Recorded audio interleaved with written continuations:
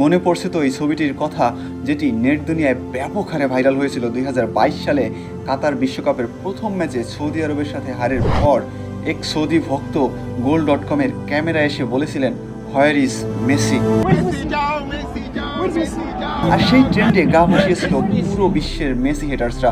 পরবর্তীতে মেসির ধারাবাহিক পারফরমেন্স, সাফল্য ও বাপায়ের জাদুতে মুগ্ধ হয়ে সেই একই ব্যক্তি বলেছিলেন, আমি আন্তরিকভাবে দুঃখিত।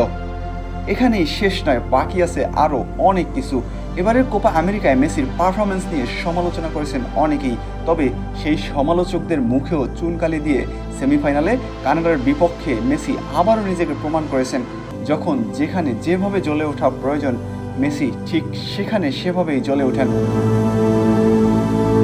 খেলেন নিজের সর্বোচ্চটা দিয়ে। সেজন্যই নামের পাশে খেতাব পেয়েছেন গ্রেটেস্ট অল দ্য টাইমের। এখন চলুন ফিরে যাই কাতার বিশ্বকাপের নকআউট পর্বের আহমেদ বিন আলী স্টেডিয়ামে। নকআউট পর্বে অস্ট্রেলিয়ার বিপক্ষ ম্যাচে একইভাবে মেসির মনোবল ভেঙে দেওয়ার জন্য হিটার্সরা স্টেডিয়াম থেকে বলছিল, where is Messi, where is Messi.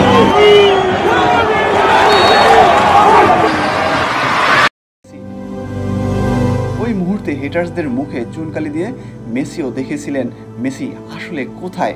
Done corner থেকে বল টেনে গোল পোস্টে অসাধারণ গোল করেছিলেন মেসি। এরপরে আর হারের মুখ দেখেনি আর্জেন্টিনা।